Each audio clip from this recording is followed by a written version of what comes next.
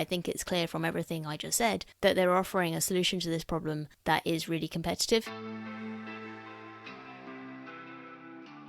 In a previous installment, I talked about how to sell your unwanted things if you don't want to make a product to start a side hustle. But what if you're crafty and you want to use your specific skills and make things and sell them, or you're ready to learn to design for free with a website like Canva that does most of the hard work for you? Finding buyers can be a bit of a puzzle. The first piece of the puzzle is often to find an established marketplace where people can come to you. I've only recently started selling digital products online, so today I'm sharing an outline from someone with more experience than me. Laura from the blog Thrifty Londoner has been selling on Etsy for ages and wrote about it for another blog that I bought recently. So once again, I'm using some wizardry pokery to bring her words to life because I'm much better at managing money than I am at vocal impersonations. And I've got more to share in a bit about why I'm not selling anything on Etsy at the time of recording this. That might change in future, but I have created digital products before, so I will share what I use instead. Let's find out what my mate Edith has got for us today. And yes, that is a movie reference. Let me know afterwards if you work out which movie I'm referring to. Put your fanny in that seat and buckle up right now. I started my small Etsy craft business 3 years after I graduated from university, but I wish I had started sooner. At the moment, my Etsy business provides me with an additional income stream on top of my full-time job. It's an income stream which would have been super handy to have when I was a student. When I was at sixth form and at university, I didn't even consider that there could be another part-time job that I could do that was on my own terms. Instead, I stuck to waitressing and shop work around my studies and in the holidays. Although it supplied me with the extra income that I needed, I worked some unsociable hours at times. Okay, it's not working out. I particularly remember a summer where I worked 6 nights a week and all my friends and family at home had full-time 9-to-5 jobs, so it was really isolating to not be able to see them very often. It was a very long and lonely 3 months. If you're creatively inclined, and even if you're not, starting an Etsy shop could be the key to getting that all-important income. Is it? I don't know. That's what everyone's saying. Oh. Starting out. The startup costs are extremely low. It only costs 20 cents to create a listing. You can have 100 units and only spend 20 cents to list all of them. How great is that? 1.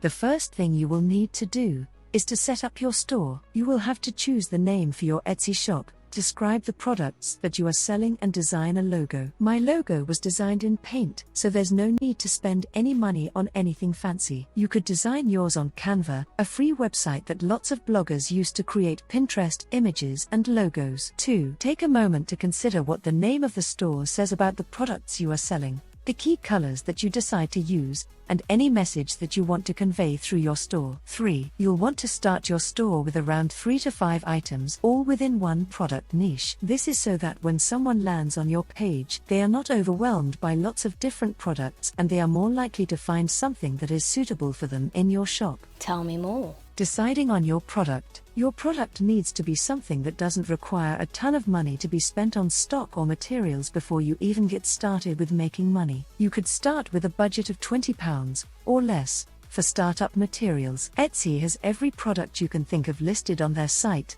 and the good news is that you don't have to be a master at knitting or crafting to have a successful Etsy store. You gotta get better at this part of the job. Etsy is often thought of as a crafting paradise, but you can also have a lot of success with other products. If you're handy with a computer, creating something like printables or cards is also a fantastic way to start creating a passive income stream, which essentially means that you create the work once when you create the printable design, for example, and you continue to make money from that work for months and maybe even years without lifting a finger. It's important to do some research to see where you can stand out amongst the other Etsy store listings. See where you could do something better, whether that's having clear and enticing photos in your listings, giving the option to have your product personalized, or simply offering a new and exciting product. I don't understand. I'm sorry, what? Reaching customers. Make sure that once you have your Etsy store up and running, you share your Etsy store on your personal social media channels with all of your friends and family. They are likely to be the first people who want to support you and buy from you.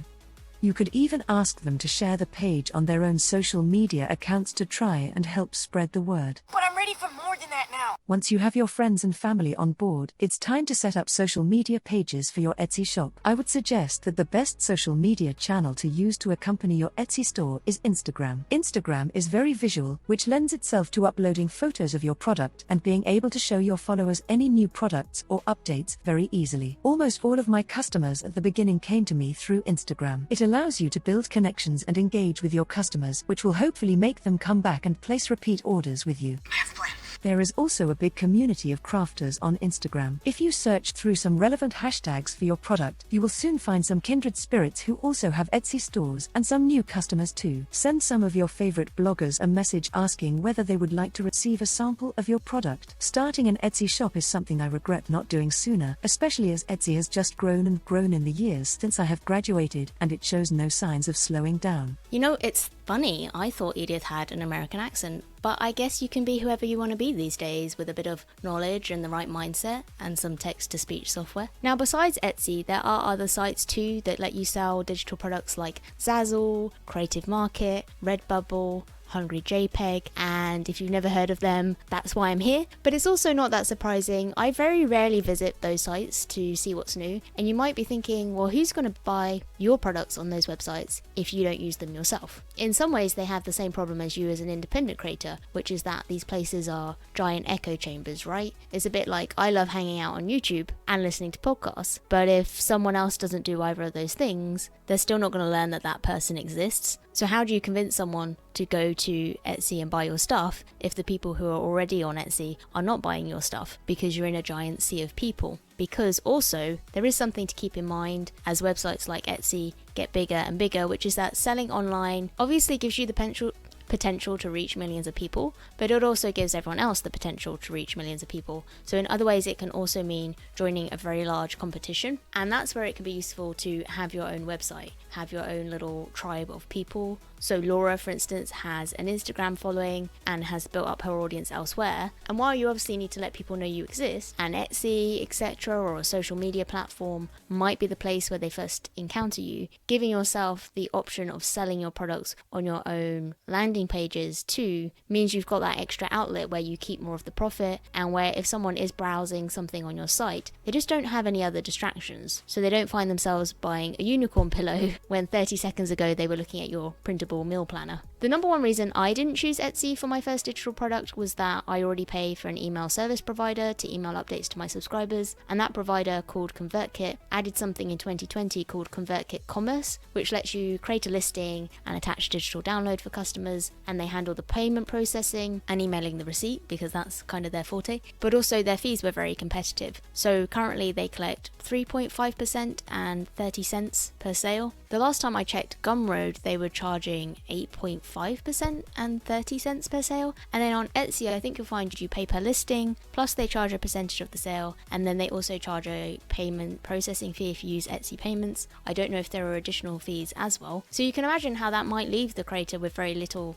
left over at the end, especially if you're selling something very low cost in the first place. So I see lots of newbies starting by selling a printable for £2 on Etsy. There's nothing wrong with being a newbie. I'm often a newbie in many things because I like to test things all the time. But you would have to sell an extraordinary volume of those to make that pricing and the fees worth it. And if you're thinking, but you don't pay for an email provider, so why would you want to pay for that in order to get lower fees? That doesn't make any sense. Well, you don't have to pay for ConvertKit. I have an upgraded account, but you can start using ConvertKit Commerce to both list your products and send emails for free, so that the fees are the only cost that you have to take into account. I am an affiliate for them, but I was a paid user of ConvertKit before I became an affiliate. And also, I think it's clear from everything I just said that they're offering a solution to this problem that is really competitive. Or you can ignore all of this because I'm not a financial advisor. It's up to you at the end of the day, after doing your research, to choose the solution that best suits your particular circumstance. I just want you to have all the information so that you choose your own pieces of the puzzle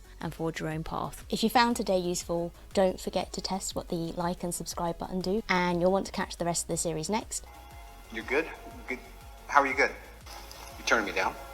The best way to get updates otherwise from Save Like a Bear is actually via my email newsletter, where I'll also send out a bonus guide on budgeting and mindset that you can use whether you've added a second income or not. Links to sign up to that are in the description. Go forth!